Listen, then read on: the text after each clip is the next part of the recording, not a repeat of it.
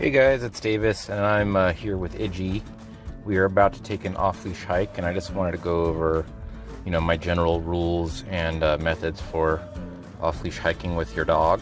And Iggy's pretty much off-leash trained already, so she's going to be a little bit more advanced, but I will talk you through it. The equipment that you'll need is like your 6-foot leash, a long line of at least 15 feet if you are pretty new to off-leash hiking, and if you use an e-collar like Iggy does, then you can use that, and if you need to use a prong collar for the beginning, you can use that as well. So I'm going to get her out of her crate in the car and get her ready to go, and we'll start the video back up when we get to the trail. Alright, so we got Iggy out of the car. We are going to walk under control to the trailhead and go from there. So by under control, I mean no pulling on the leash, no dilly-dallying. Basically, I want her to show and prove to me that she is willing to listen and being good, and then we can take her off the leash. I don't believe in letting the dog off the leash unless they are listening to you. You kind of want to set the mood and set the tone for the hike, and if you start it with a free-for-all, it's going to be a free-for-all. So we're going to start it under control so that she will remain under control. All right, Iggy, let's go. OPA. So OPA is her heel command, but you can use whatever you want, or you can just ask her not to pull. So she's walking very nicely. Iggy, OPA. So she sees some some kind of food over there. Iggy, OPA. Yeah, good girl. So here we go. We're gonna get to the trailhead here, and we are going to just walk a little while on the trail and not give her the freedom right away. Iggy, OPA. So I don't even want that smelling or anything yet. She will get to do that when she is off the leash. So we're walking a little bit here. Good girl, Iggy. She's being very good. So I'm gonna stop here. She sits on her own, I see. And then she can come off the leash. This way. So now I'm gonna kind of let her do her thing here. Let her go to the bathroom and all that stuff. And of course, make sure you bring bags and all of that in case she poops. Well, here we go. And we will start the video back up in a minute. All right, so I'm back here with Iggy again on the trail. I'm not going to ask her to be, heeling with me the whole time, but I do want her to stay within visual range. I will let her lag behind a little bit if she's like, sniffing something, but not too far. And then you see up here, there's a hill where I can't see over the top. So no circumstance would I let her go over that hill where I can't see her and I can't see what's there. I don't know what's there. There could be a dog that doesn't get along with dogs. There could be a person that's scared of dogs. There could be any number of things that I wouldn't want her to interact with. So want to keep them in your visual sight at all times. Practice calling them as much as you can. The more you call them with nothing going on, the more it becomes just muscle memory to listen to you and not blow you off when there's a distraction. Now, if I only call her when there's a distraction, it's going to become extra difficult. Let's go, Iggy. Come on. Good girl. So just like that, I didn't want her to lag behind too far, and she came right along. But back to what I was saying, the more you call them to you and the more you practice, the more likely they will listen to you. And you can definitely use treats for this. And if you weren't as advanced as her, I would have the long line on her right now so that I could, help her if she's confused, or quickly catch her if she's playing keep away or anything like that. But here, we'll practice the recall. Iggy, here. Yeah, good girl. Good job, Idgie. Okay, let's go. Then I just let her go again. I just wanted to be a quick check-in and then back to doing what she wants to do. But we will stop the video there because she's taking a poop, and I'll be right back. All right, so some more rules and etiquette to think of when you're off-leash hiking. Idgie, here. Here, come on, good girl. Yeah, good girl. Some more rules besides the ones that we've gone over so far.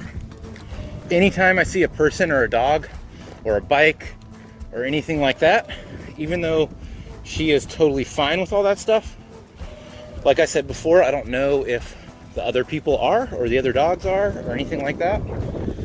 So any of those circumstances or anytime I'm unsure, I'm going to call her back to me, put her back on the leash, and then walk by whatever distraction it was, or whatever person or dog it was, and then go from there. Once we get past that, then we can take her off the leash again, as long as she is behaving. But we will continue to enjoy our hike right now, and when we come back, come on, Idgie. When we come back, I will go over a couple more rules and stuff like that. All right, we'll see you soon. All right, we're back for a couple minutes here. We were just taking a break here at this nice scenic area, and I want to make sure she's under my control here. If she's not, then I could put her back on the leash while we rest. But some of the commands I like to use on the hikes, you might have seen me use them earlier in the video. If she's lagging behind me, I want to keep walking. And if I keep walking, I'm just going to tell her, let's go. Come on, let's go. And I just want her to catch up to me. I'm not asking her to do anything crazy. But if I call her with a come command, then I'm going to expect her to come all the way back to me and then go from there. I want to have two separate commands. All right, so here we are back on the trail, and there's another dog up there. So what I'm going to do is call her back to me. Come here, Idgie. Good girl. And then I'm going to put her leash back on. Cassie. Good job. Let's see if I can do this with one hand. All right, so I have her back on the leash, and they have their dog on the leash, so that's just a smart thing to do anyway. And we'll walk by. OPA.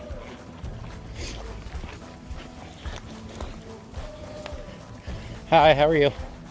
Let's go, Idgie. Good girl. Let's go. OPA. OPA. So even though we're past, she pulled a little bit, so we're gonna walk nicely again for her to earn the off-leash freedom again. OPA. So she's doing pretty well. I see. Off the leash, and there she's ready to go. Okay, let's go. But that's how you would interact with a dog in general. I don't like to let them interact with strange dogs unless I know them. And especially like if the other dogs are putting off bad body language, or if my dog's putting off bad body language, then I'm definitely not going to let them interact. Because even though she's good for the most part, she still has tiffs here and there where she doesn't like a dog. It's normal. People aren't going to like everybody they meet, and neither will your dog. But we'll get back to you when we get back to the car. All right. Okay, so one thing I forgot to add, these bodies of water and stuff like this that are kind of gross, I don't let my dogs go in them. Not just so they don't get dirty and gross themselves, but depending on the area you live, and the time of year it is, which isn't right now, but we do live in that area where there is the blue-green algae that blooms in certain bodies of water. And that stuff can be fatal to your dog if they ingest it. So even if they just drink the water, or if it gets on their fur and they lick it, they can definitely get real sick and die. So as a general rule, I don't let them go in weird looking or gross looking bodies of water. I will also check the I guess the health and safety board. They put up maps, and areas where there have been reported blue-green algae blooms. So at that time of year, I always want to check the area where I'm going, just so I don't have to worry about that, because it can, you know, happen in normal lakes and stuff too. It's not just gross looking water. But I just wanted to throw that bit in there before I forgot about it, because I'm sure I will forget some other stuff, and we'll add to the video as it pops into my head. All right. Okay, so another thing I forgot to add is encountering wildlife. And more than likely on this trail, I'm not going to. I have before, but seems to be pretty busy today. But I never, ever let my dog interact with wildlife, and that includes chasing them. Even if they fixate on them, I will snap their attention away and call them back to me. I don't want them fixating on it. I don't want them chasing it. I definitely don't want it killing it. But there's tons of reasons why you wouldn't let your dog do it. But and it's going to be more difficult for some dogs than others. IG. But for a dog like her who has a lot of prey drive, which is just their instinctual need to chase things that are moving, you have to be especially careful. If I stop paying attention, all I know, she could go up in there after a squirrel. Get out of there. I would have to go after a squirrel or something, and you know, she's got the e-collar on, so I'm not worried about her running off after it, but your dog could. But that's just one of the reasons. You know, some dogs aren't gonna have a lot of prey drive, and they might not care at all about a bunny or a bird or anything like that. But it is a common occurrence with a lot of my clients. So just wanted to touch base on that. All right, some other things to touch on. Come on, Iggy, let's go. Going this way. Some other things to touch on is pests like ticks and stuff like that, that you have to worry about. So make sure your dog's on prevention. She's on prevention for heartworms and fleas and ticks. Iggy, good girl. But even so, I still check her over for ticks when I get home, because you never know. Let's go this way, come on. You never know what they're gonna encounter out here. But it's definitely a thing to worry about, because they can get all sorts of tick-borne illnesses and stuff like that. And also, don't forget to check yourself, because we can get all the same stuff. Hi, Iggy. So some more things to keep in mind that I just thought of on our hike here.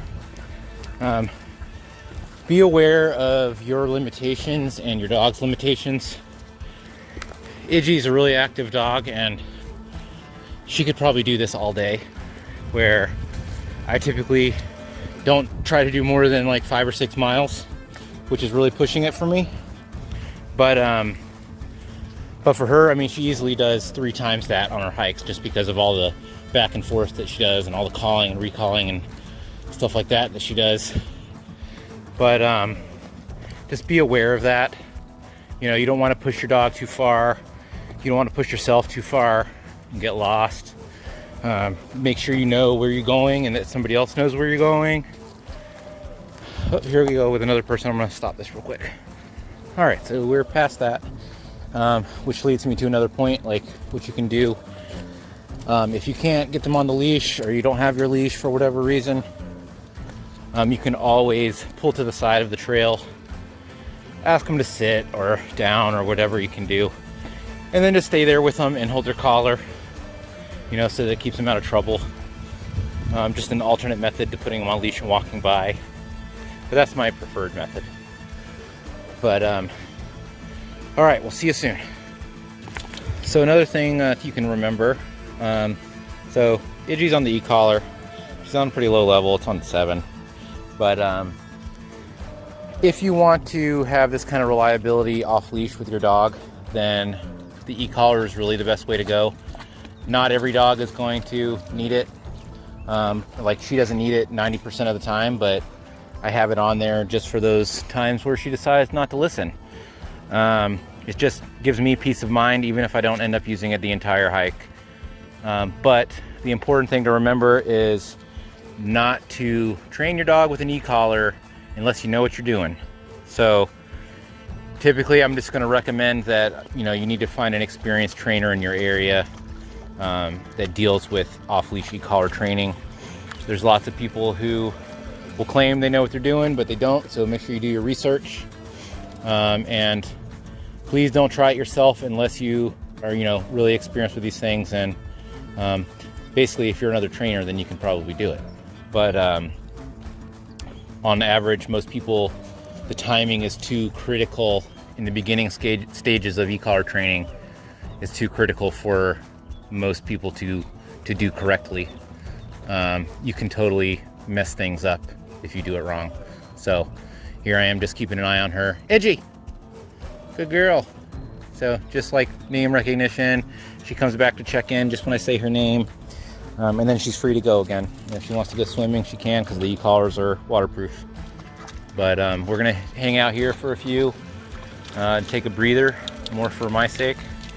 But hi, Edgy. But yeah, she's a really good girl, and she loves doing these hikes. We'll see you in a bit.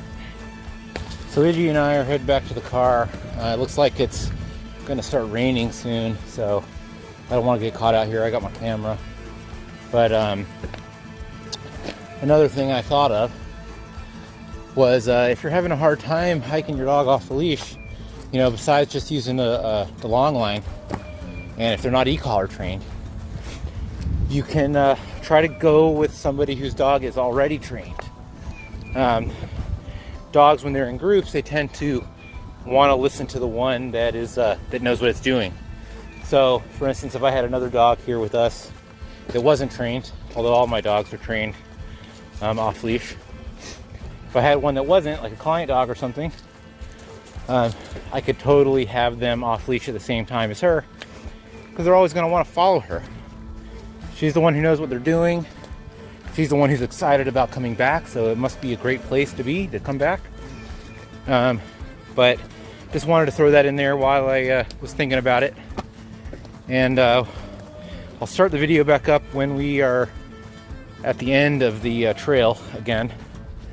And you'll see, like, I like to end the hike the same way we started. So the last little while, I put them on leash. I asked them to walk nicely back to the car with me. And I want to set the tone that way once again. And then same thing when I get home. It's always in and out of the car, under control, beginning any kind of activity that they think is fun, beginning that under control, and ending it under control. And it's just going to give you a better relationship with your dog in general. It's kind of part of the nothing in life is free philosophy that we like to follow.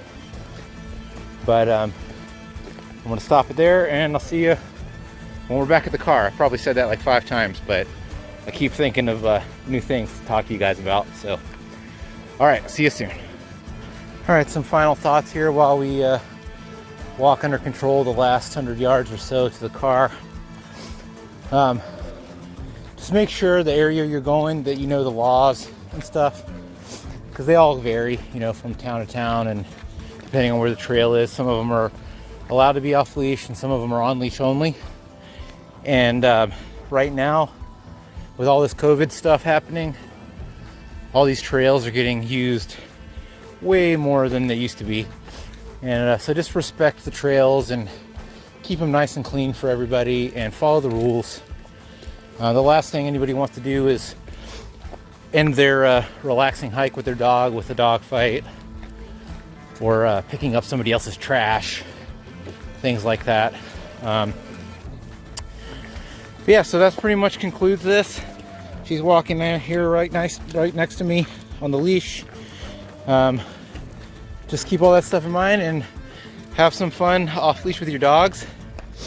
I know I do, and they really appreciate it. And we'll talk to you later. Have a good one.